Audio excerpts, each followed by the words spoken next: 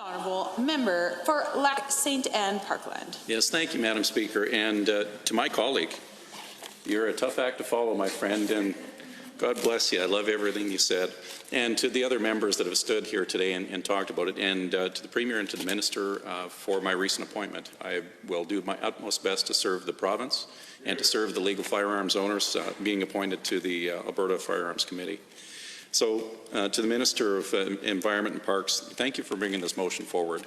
I know you did something similar last fall, and it was really interesting that, Madam Speaker, we had unanimous consent in the House. There was a division called, and every member of this Parliament stood to support the lawful use of firearms. I'm really hoping that that is a repeat, that it wasn't something that just happened once.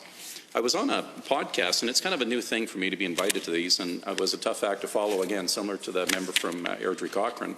Aaron O'Toole was on the call just the day before I was in this podcast. And when I was regaling to the folks from Saskatchewan that actually had this on, that we managed to stand up here in the Legislative Assembly and agree on firearms, but when I had a motion 501 for transportation utility corridors, that we couldn't have a unanimous vote. And it was kind of their quotes were, well, it's interesting that Alberta can agree on firearms usage, but you can't agree on the tools to get your economy going. So it was kind of interesting to hear that. But I think what it did is it also spoke to the point of how important lawful use of firearms is in our province. And also the respect that we have as legislators here for the individuals that actually have, you know, the privilege, if you would, with all those background checks and that meet all those requirements to do that. It was on May 1st when this gun grab came out. Now, I'm not going to go into a bunch of statistics. I'm not going to tell you that none of it made sense.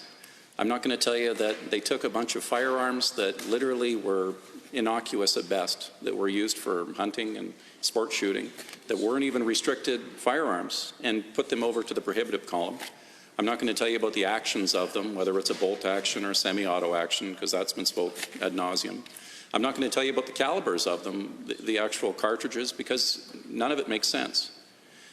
I was trying to explain to a colleague of mine who wasn't from the firearms community of why this happened. And at that point, after 2 hours of essentially trying to explain what had taken place, I put it in context. I asked what that individual's pastime was, and it was skiing. And I said, okay, just imagine Solomon skis have all been forbidden now. You can't use Solomon skis. Well, why? Well, because they're Solomon. Yeah, but they're the same as the other skis. Yeah, but it doesn't matter. It's because they're Solomon. So you pick any brand name that you want, and that is literally what took place. When you're talking about the 1,500 items that were, now considered prohibited, 900 of which are from the Armalite rifle, the AR-15 pattern, which has been out since the 50s. We're talking a 70-year-old piece of technology here. Now, the reason why that one is so prolific, it's essentially the Jeep of the firearms world. So there's bolt-on components being the buttstocks and being the pistol grips and all these other things. And by the way, those items are what becomes scary to the uninformed. So when they're talking about these assault-style weapons, there is nothing as such. What they're talking about is what somebody's seen in a movie or in a book and immediately associates with what is used for military service. And why would they get this impression, Madam Speaker? Because that's what the Liberals sent out. And their news clippings to the uninformed, and this is the most disingenuous thing you can do, it's the bait and switch. They literally show a soldier using a select fire rifle, and then they immediately jump and say that that's what we're getting rid of. Well, who in their right mind would want that? Who in their right mind would say that having an average citizen to allow to have these firearms would be reasonable? No one would. And that's the insidious nature of it. Not to mention that they did this during the COVID event. And in Nova Scotia, I have relatives. I was supposed to be heading down for a family reunion in Lunenburg this year. So we've got connections back in those areas. And the fact that this incident took place had nothing to do with the firearms in my cabinet, sitting in my house, that my kids also enjoy with me at the firing range, or when we go out and we go deer hunting.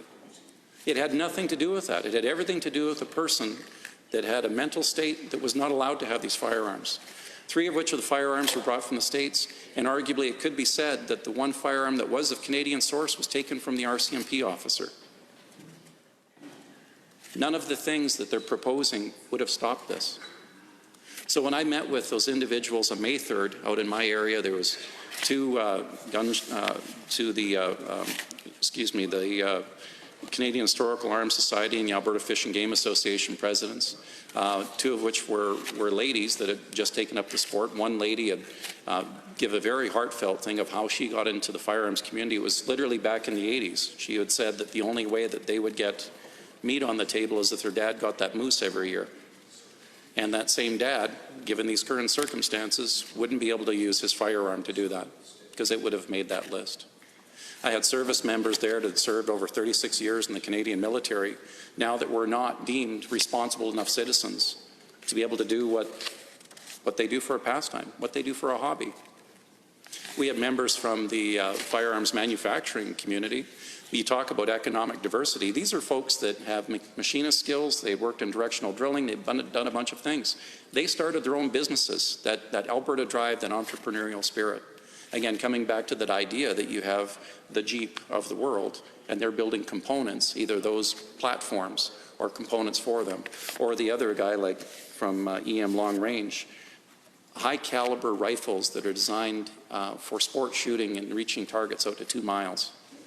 These $14,000 to $20,000 rifles that they're producing down in Leduc are no longer allowed. Or the firearms gentleman that started his own store and his own business now, and he's a young guy, he financed it himself, and he has trapped assets that he can no longer have. He can't sell them, he can't do anything. He's put his life savings and his dream on this. And overnight, because, again, of this predatorial type idea of extending rights. And what really came around the table, and I normally don't use notes, but I wanted to grab a couple of these, and some of the things that came out is, why did I serve? This is coming from the gentleman who's retired now. He goes, why did I serve for 36 years? Fly over to some of the worst places in the world to fight for their rights and freedoms, to come back here and have mine taken away. Another one was from the lady who had taken up the sport. She goes, how can we be treated this way? How can we be treated this way? She's a dental hygienist. She has a family. This is something that they do, and how can they have those rights taken away? The other one, too, is another disparaging comment was, what's becoming of our system of democracy? Again, these are fundamental freedoms, and it's not necessarily just garnering the assets that have zero value at the end of this. And the other one was, if we don't stand up right now, who's going to stand up for the others? And what really resonated with me at that point was a time in history, and it was from a Lutheran minister, and his name was Martin Niemeier. Now, this poem that he wrote was out of Revelation that he stood by, and he let things happen until it went too far. And I'm going to read that for you, Madam Speaker, if I may. First, they came for the communists, and I did not speak out because I was not a communist. Then they came for the trade unionists, and I did not speak out because I was not a trade unionist. Then they came for the Jews, and I did not speak out because I was not a Jew. And then they came for me, and there was no one left out to speak for me. What we're seeing is, under the guise of something else to make people scared, they're literally taking away the rights and freedoms of 2.2 million people who undergo the most scrutinous background checks, where you have your name ran through a database and every single day to make sure that you're okay to have it, where you have to have people sign for your name every 5 years and be subject to that, where we willingly give up warrant and seizure rights for the privilege of owning firearms. And if we look at these 2.2 million people out of the taxpayers in Canada, well, we're looking about 8 to 11%, depending on the numbers. When you look on how many firearms we own per capita, we're right there with the US. But when you look at our crime statistics, we're right down towards the bottom, Norway, Switzerland, and those type of areas. The sad fact is, taking the firearms out of my cabinet at home would not have saved those people in Nova Scotia at all. So instead of taking and finding the root cause and dealing with the main issues of that flow of firearms coming across that border, of which 80% of all gun crimes in Canada happen, instead of increasing the dollars and cents, which arguably is $86 million over 5 years, 17.5 million a year for Canadian Borders and Customs to do their jobs. Instead, they're proposing spending $600 to $1 billion to buy back firearms that would not have saved a single life. That's the scary part. What I find very difficult is that because of all these gun laws, and because people get fixated on that of what they actually do, what these tools do, we get set off to the side and you end up in this quagmire of conversation of trying to defend your rights and freedoms. And again, coming to that point, if we don't speak up right now, and if we don't make our voices heard, Madam Speaker, who's going to be there when the next ban comes out? And when we're talking grandfathering, it's not that I can use these firearms. They literally have to sit there. I can't take them out. I can't use them. I can't do anything with them. And by the way, when they come out in 2 years, they might be worth whatever they deem them to be. I can't sell them. I can't trade them. I can't do anything. Not to mention the ammunition that I have that's sitting there. So to put it in context, let's say that if by chance, let's talk about motorcycles. And when I start talking to folks about that, I put it in context. Everyone loves motorcycles. There's different brands of motorcycles and there's different styles. So let's say just by chance that because the statistics shows that 18-year-old to 22-year-old males seem to getting in the most accidents over motorcycles, and they seem to be sport bikes, Madam Speaker. Anything over 600 cc's, it's now verboten. You can't touch it. We're going to come back to you in a couple of years. Oh, and by the way, if you ride a Honda Shadow, we like that, but we don't like those Harley Davidsons because they're loud and they're noisy and they rumble. And you know those movies you watch? Only bad guys ride Harleys. Well, those are going to be parked in your garage too. How about those sports cars? How about that new C8 Corvette that everyone's been saving up for forever? They've been working hard for it, and they get it. Well, we don't like mid-engine sports cars anymore. Those have to be parked. And those are the type of messages that come out when I'm reading my Facebook feeds and when I have folks coming out to me and said, I worked my back end off, I scrimped and I saved, I did these things, I put my family, I did the right things by my kids, and I went out and I bought my long-range rifle. I saved up my cash, and now I can't even have that? The consultations that took place, Madam Speaker, when they went across, it was Vancouver, it was Toronto, it was Montreal. It was not rural Ontario. It was not necessarily the Maritimes. It was definitely not out west here that we like to call rural. It didn't take place. And we talk about some of these companies, Prairie Gun Works, fantastic manufacturing facility. Most of our special forces guys use their things, their service issues. Oh, by the way, they make a lot of hunting rifles that are the same calibers and platforms that are now forbidden. EM Precision, Alberta Tactical Rifle. There's an ingenious gentleman that was a police officer. He became a welder and fabricator, and then he had some health issues on that. He ended up using his hands and developing these things. Alberta Tactical Rifle, right out of Calgary. Built a bunch of these AR platforms and then developed their own. So 3/4 of their work is now gone. The staff that they have on hand is now gone. Blackleaf Manufacturing, another former oil field guy, started doing this. Black Creek Labs out of Ontario. Colt Canada. And people ask, well, why would you want to own something like that? Because they're the epitome of production. They're such a high quality product now at this point. Again, 70 years of development. And again, when I pull the trigger on a semi-automatic, it's one round at a time. It isn't the death machines that they make them out to be or anything else. They didn't talk about any of that. Again, they're lying to the population to pull on the heartstrings to make them empathetic for something that's not there, to cover the boogeyman. It was interesting that on Parliament Hill, that when 2 soldiers were shot, and that when the individual that was obviously having some issues and some challenges, that wasn't apparently illegally allowed to use a rifle, used an old 1894 lever action type Winchester. Wouldn't have saved a single thing taking the Winchester out of my cabinet. But ironically, that isn't the one that they banned. They banned rifles that have not been used in these types of crimes in Canada. Even the Ruger Mini 14, it's been 30 years since Polytechnique. That variant, there's 10 variants of that rifle. 6 of them say ranch right in the rifle, the ranch rifle. This isn't about doing something to fix the problem. This is that quick fix, the biggest bang for the buck to pull on the heartstrings and to take it away from law-abiding citizens. When the long gun registry came out, it was one of the biggest boondoggles. If you want to see one that's bigger, usually the sequel isn't that much better. This one's worse. Honourable